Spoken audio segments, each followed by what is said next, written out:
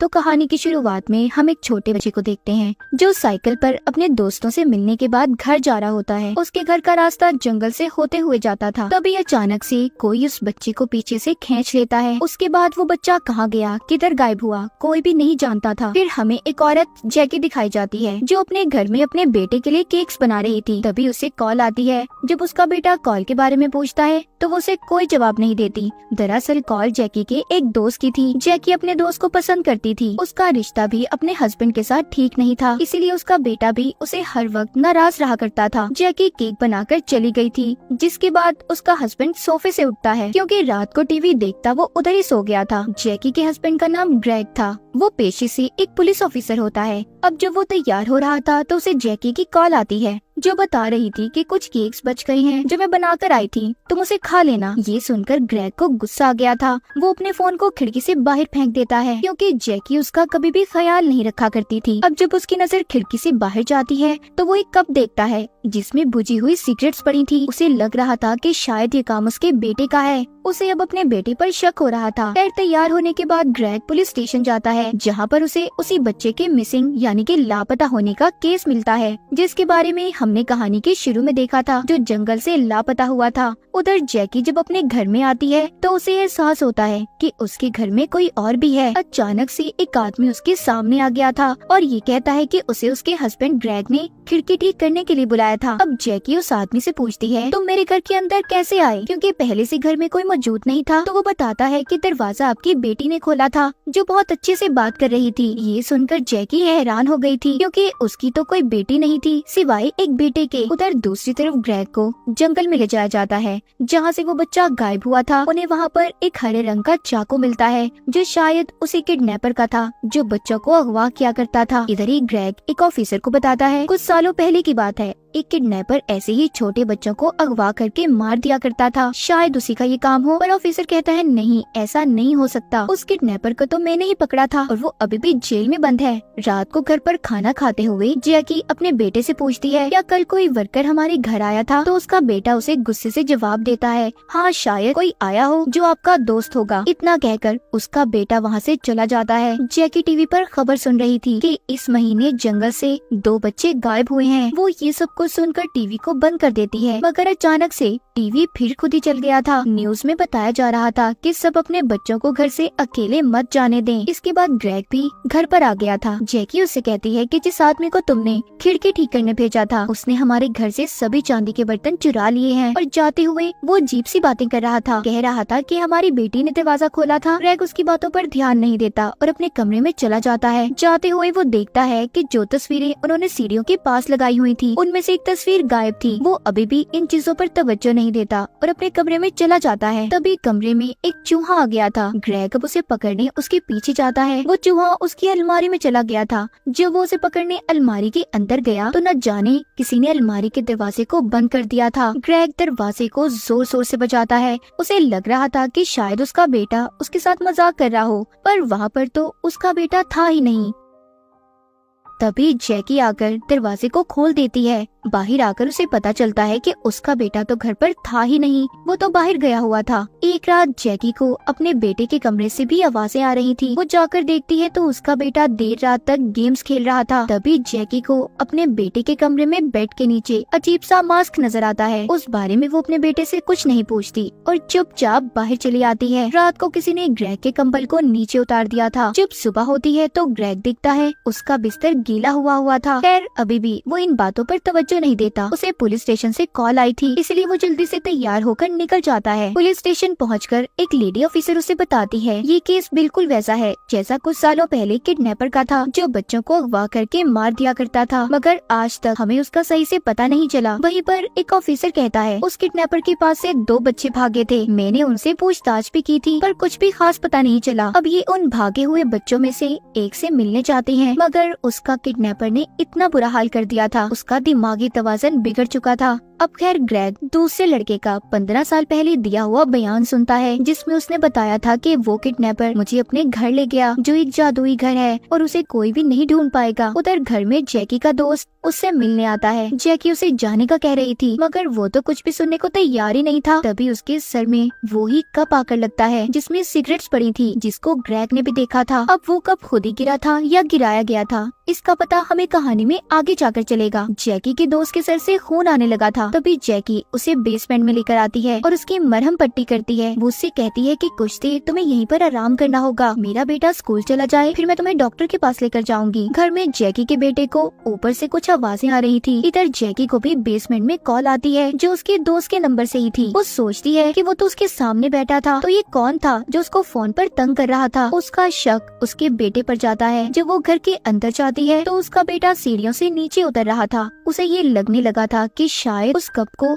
जो उसके दोस्त के सर में लगा था इसके बेटे ने गिराया हो। खैर वो अपने बेटे से कुछ नहीं पूछती और उसे स्कूल छोड़ने चली जाती है। बेसमेंट में जैकी के दोस्त के सर से खून निकलना अभी बंद भी नहीं हुआ था। दोबारा उस बेचारे के सर पर कोई लकड़ी का डंडा मारकर उसे मार देता है। इधर जंगल में ऑफिसर अभी भी लापता हुए बच्चों की छानबीन कर रहे थे। ऑफिसर को छानबीन करते एक बारीक तार मिलती है, जिससे उस साइकिल वाले बच्चे को शायद नीचे गिरा गया था। उधर जैकी जब घर आती है तो वो अपने दोस्त की लाश देखती है। उसे ऐसा लग रहा था कि शायद उसके बेटे ने गुस्से में उसके दोस्त को मार दिया होगा, इसीलिए वो मदद के लिए अपने हस्बैंड ग्रेग को बुला लेती है ताकि वो अपने बेटे को सजा से बचा सके। ये दोनों नहीं जानते थे कि जैकी के दोस्त को किसने मारा होगा। इनका शक सिर्फ अपने बेटे पर ही था, क्योंकि वो ही घर में अकेला था। अब वो दोनों अपने बेटे को बचाने के लिए जैकी के दोस्त की लाश को रात के अंधेरे में जंगल में ले जाकर दफना देते हैं। इनका बेटा घर पर अकेला था। तभी उसके कंप्यूटर पर एक मैसेज आता है जिसमें लिखा था, क्या तुम जानते हो फ्रॉगिंग क्या होता है। जब जैकी का बेटा इस बारे में इंटरनेट पर सर्च करने लगा तो उसके पीछे कोई आ जाता है जिसने चेहरे पर मास्क पहना हुआ था। तभी जैकी और ग्रेग भी वापस घर पर आ गए थे। वो आकर देखते हैं कि उनका बेटा बाथटब में लेटा है। किसी ने उसके हाथ पाँव मुंह तक को बांध दिया था। वहाँ पर ग्रेग वही हरे रंग का चाकू भी देखता है जो किडनैपर बच्चों के पास अपनी निशानी के तौर पर छोड़ा करता था। जैकी जल्दी से अपने बेटे को हॉस्पिटल लेकर जाती है। ग्रेग उस इंसान का पता लगाने में लग गया था जिसने उसके बेटे की ऐसी हालत की थी। पुलिस स्टेशन में भी कॉल आती है, कोई किडनैपर के बारे में बता रहा था, मगर उस कॉल को ऑफिसर ट्रेस नहीं कर पाते। ग्रेग अपने घर में उसे ढूंढने लगता है। तभी अचानक से वही मास्क मैन जिसने इसके बेटे की ऐसी हालत की थी ग्रेग पर हमला कर देता है। यहीं से सीन फ्लैशबैक में जाता है, यानी कि ये सब शुरू कहाँ से हुआ था कि ग्रेग और जैकी के घर में ऐसा क्यों हो रहा था, मास्क मैन कौन था। तो अब हमें कहानी में पता चलेगा। हमें दो दोस्त दिखाए जाते हैं जो अक्सर फ्रॉगिंग किया करते थे। दरअसल फ्रॉगिंग वो होती है कि आप बिना बताए किसी के घर में रहना शुरू कर दो। इन दोनों दोस्तों में से एक का नाम एलिक था। ये दोनों जैकी और ग्रेग के घर पर रहने लगे थे। रात को एलिक छत पर बैठा सिगरेट पी रहा था। ये देखकर उसकी दोस्त उसे वापस कमरे में बुलाती है। ये लोग जैकी के घर गेस्ट रूम में रहा करते थे, जिनके बारे में जैकी और उसके हस्बैंड को कुछ भी नहीं पता था। एक दिन जब एलिक छत पर बैठा था तो उसकी दोस्त उसे वापस बुलाती है और कहती है, ऐसा मत करो, अगर घर वालों को पता चल गया तो हमें जेल भी हो सकती है। तभी वहाँ पर ग्रेग आ जाता है। ये दोनों छुप गए थे और ये वही सीन था जब ग्रेग को कप में सिगरेट्स मिली थी और ये समझ रहा था कि सब उसका बेटा करता है। खैर अगले दिन सब घर वालों के जाने के बाद एलिक की दोस्त ने अपने सामान को बेसमेंट में छुपा दिया था और एलिक घर से एक तस्वीर को ले लेता है। अब जब उसकी दोस्त उसके पास आती है वो कहता है कि मुझे घर के वाईफाई के पासवर्ड का पता चल गया है। मैंने अपने मोबाइल में एक ऐप को डाउनलोड किया है जिससे हम इनके घर में टीवी मोबाइल जैसी चीजों को कंट्रोल कर सकते हैं। मेरे पास एक आइडिया है, क्यों ना हम कुछ ऐसा करें जिससे ये घर वाले पागल हो जाएं। मगर उसकी दोस्त उसे ऐसा करने से रोकती है। तभी घर के दरवाजे पर बेल बजी थी। खिड़की रिपेयर करने वाला जैकी के घर आया था। एलिक की दोस्त दरवाजा खोलती है और झूठ बोल देती है कि वो ग्रेग की बेटी है, इसीलिए खिड़की ठीक करने वाले ने जैकी से कहा था कि दरवाजा आपकी बेटी ने खोला था। उधर एलिक ग्रेग की नींद की दवा को अपनी दोस्त की पानी की बोतल में मिला देता है ताकि वो किसी भी काम से उसे ना रोक पाए। उसी रात ये जंगल में लापता होने वाले बच्चों की खबर को भी सुनते हैं। एलिक की दोस्त जब उस पानी को पीती है जिसमें उसने नींद की दवा को मिला दिया था तो गहरी नींद में सो गई थी। अब एलिक अपना काम दिखाता है। वो जाकर टीवी को ऑन ऑफ कर रहा था। जैसे पहले हमने देखा कि जैकी डर गई थी। फिर वो ग्रेग को भी अलमारी में बंद कर देता है। मगर जब उसने वहाँ पर जैकी के आने की आवाज को सुना तो वो उन्हीं के बेड के नीचे जाकर छुप गया था। हमें ये भी पता चलता है कि वो मास्कमैन कोई और नहीं बल्कि एलिक था। उसी ने ग्रेग के ऊपर से कंबल को भी हटाया था। अगले दिन एलिक की दोस्त की जब नींद से आँख खुलती है तो एलिक छत पर बैठा हुआ था। वो उसे समझाती है, देखो ऐसा नहीं कर सकते, ये बस हमारा फन है, हम ये सब कुछ गलत कर रहे हैं उनके साथ। मगर एलिक कहता है, अभी तो ये सब शुरुआत है, मैं जब तक पीछे नहीं हटूंगा जब तक सब घर वाले पागल न हो जाएं। उसकी दोस्त कहती है, ठीक है, फिलहाल अभी तो अंदर आ जाओ। तभी उसने कप को नीचे छोड़ दिया था जो जाकर जैकी के दोस्त के सर में लगा। जी हाँ, उस कप को भी एलिक नहीं गिराया था। उसकी दोस्त कहती है, ये क्या किया तुमने? वो लोग पुलिस भी बुला सकते हैं, अब हमें यहाँ से जाना होगा। जब जैकी अपने दोस्त को बेसमेंट में ले गई थी तो एलिक को जैकी के दोस्त का गिरा हुआ फोन मिला था और यही था जो उस वक्त जैकी को कॉल कर रहा था। जब बेसमेंट में एलिक की दोस्त अपना सामान लेने आई तो उसने देखा वहाँ पर जैकी का दोस्त बैठा था जिसको वो अचानक से पीछे से आकर ग्रेग ने मार दिया था। जैकी के दोस्त का कत्ल किसी और ने नहीं बल्कि ग्रेग ने किया था, क्योंकि उसकी बीवी जैकी उसे पसंद करती थी, इसीलिए उसने उसे मार दिया। ये सब एलिक की दोस्त ने भी देख लिया था। अब जब वो सामान लेकर जा रही थी तो उधर जैकी भी आ जाती है जो अपने बेटे को स्कूल छोड़कर आई थी। ये सब कुछ देखने के बाद एलिक की दोस्त वहाँ से वापस एलिक के पास आ जाती है। वो देखती है कि वो जैकी के बेटे को बांध रहा था। अब तो उसने अपनी हद पार कर दी। वो कहती है, रुक जाओ नहीं तो पुलिस बुला लूंगी, तुम क्या कर रहे हो ये सब। इसी उसमें उसका पाँव फिसल जाता है और वो सीढ़ियों से गिरकर बेहोश हो गई थी। इसके बाद एलिक ने जैकी के बेटे को उठाकर बाथटब में डाल दिया था। तो क्या इसका मतलब एलिक किडनैपर था? मगर 15 साल पहले जब बच्चे अगवा हो रहे थे तो उस वक्त एलिक की उम्र इतनी नहीं थी कि वो किसी को अगवा करता, तो अभी भी असल किडनैपर कोई और था। अब एलिक अपनी दोस्त को हॉस्पिटल ले जाने वाला था। वो उसको गाड़ी की डिक्की में डालता है, पर तभी उधर जैकी और ग्रेग आ गए थे जो जैकी की दोस्त की लाश को दफना कर आ रहे थे। अब जल्दी से जब वो आकर अपने बेटे को देखते हैं तो ग्रेग जैकी को अपने बेटे के साथ हॉस्पिटल भेज देता है और वो खुद उसी गाड़ी में बैठकर जिसमें एलिक की बेहोश दोस्त थी उसे कहीं पर ले जाता है। मतलब ग्रेग ने उस आदमी को नहीं ढूंढा था जिसने उसके बेटे का ऐसा हाल किया था, वो तो बस जैकी से झूठ बोल रहा था।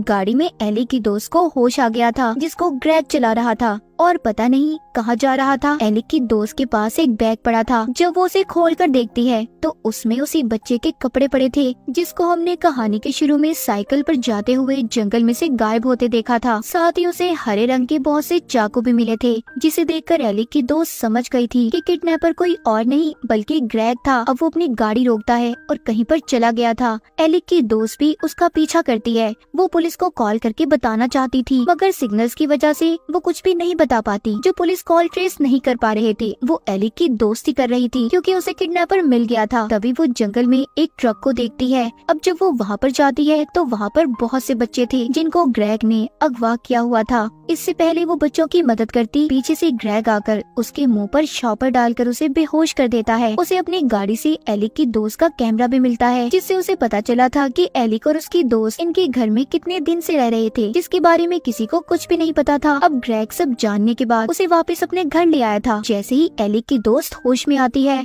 ग्रेग ने उसे मार दिया था। ये सब एलिक भी देख रहा था। उसे बहुत गुस्सा आता है। वो अब ग्रेग को मारने की तैयारी करता है। इधर ग्रेग भी एलिक को अपने घर में ढूंढ रहा था। एलिक भी पूरी तैयारी के साथ उसे मारने के लिए तैयार था। एलिक उस पर हमला कर देता है मगर ग्रेग ने भी उस पर वार करके उसे बेहोश कर दिया था। कुछ देर के बाद ग्रेग देखता है कि एलिक अपनी जगह पर नहीं था। वो उसके सामने खड़ा था गन लेकर जो ग्रेग पर चला देता है। ग्रेग जब उसका चेहरा देखता है तो हैरान हो गया था। अब खैर एलिक ने ग्रेग को मार तो दिया था, तभी वहाँ पर ऑफिसर आ जाता है जिसने एलिक पर गोली चला दी थी। एलिक के बाजू पर गोली लगने की वजह से वो बेहोश हो जाता है, पर बेहोश होते हुए उसने ऑफिसर को एक नाम से पुकारा था। ऑफिसर समझ गया था कि एलिक कौन है। अब खैर एलिक को हॉस्पिटल ले जाया जाता है। इतनी देर में जैकी और उसका बेटा भी हॉस्पिटल से वापस आ गए थे। जैकी अपने घर के बाहर एम्बुलेंस और पुलिस की गाड़ी देखती है तो परेशान हो जाती है। उसे भी ग्रेग यानी कि अपने हस्बैंड की असलियत का पता चल गया था। उन बच्चों को भी बचा लिया गया था जिनको ग्रेग ने अगवा किया था। यहाँ पर हमें पता चलता है एलिक दरअसल वही बच्चा था जिसको 15 साल पहले ग्रेग ने अगवा करने की कोशिश की थी, जिसका बयान भी वो जानबूझकर बैठा सुन रहा था। एलिक किसी तरह ग्रेग के जाल से बचकर भाग गया था, पर उसका दोस्त पकड़ा गया जिसका जहनी तवाज़ुन खराब हो चुका था। एलिक ग्रेग के बारे में सब जानता था कि वो बच्चों को अगवा करके उनके साथ बहुत कुछ गलत करता है, इसीलिए वो इसके घर में आया